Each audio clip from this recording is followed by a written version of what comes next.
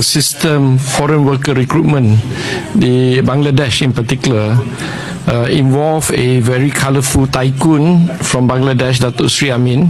Yeah, he's a subject of Bloomberg reports, a lot of reports on this kind of thing.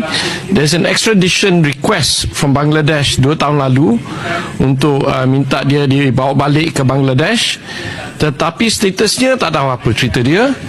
Tetapi yang setahu saya dia masih di Kuala Lumpur lah, ya, bersama dengan orang-orang kaya di Malaysia ni, ya. Apakah status tentang ini? Apakah isu dia?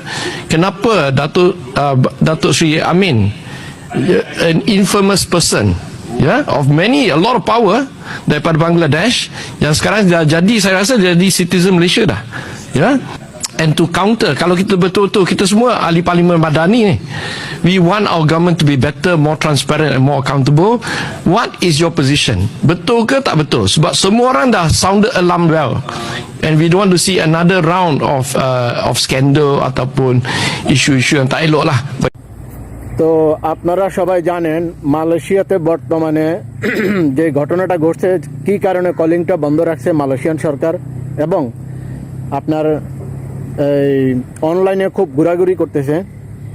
তো এখানে মালয় ভাষা দিয়ে কথা বলা হয়েছে, আমি আপনাদেরকে translate করে দিতেছি। এই যে একজন বাংলাদেশি আমি এখানে আপনাদেরকে তুলে ধরলাম, ওনার নাম হলো দাতো আমিন। মালয়েশিয়াতে বলা হয় দাতো আমিন, বুঝতে পারতেছেন? দাতো টাইটেল হলো মানে হলো কিছু পয়সার মালিক হইলে এই দেশের সরকারি অনুযায়ী থেকে কিছু টাইটেল পাওয়া যায় আর কি, বুঝছেন? তো যেহেতু এই লোকটার আইসি আছে, বুঝতে পারতেছেন, একটা কথা আছে যে সুখে থাকতে ভূতে কিলায়, বুঝতে পারছেন? সুখে থাকতে ভূতে কিলায়। তো ওনারে মালয়েশিয়ান সরকার আইসি দিছে, কি কারণে দিছে? উনি এই দেশে বিয়ে শাদী করছে, যার কারণে ওনারে এখানে আইসি দিছে। এবং উনি আমার সম্ভবত আগে কি কাজ করতো আমরা জানি না, তবে এখন এগুলা সব প্রকাশ হইতেছে, বুঝতে পারতেছেন? তো মালয়েশিয়ারও কিছু জাউরা চোদা আছে, বুঝতে পারতেছেন? কোটিপতি কিছু জাউরা চোদা আছে মালয়েশিয়ার, এগুলো মনে করেন তাকে শেল্টার দিতেছে।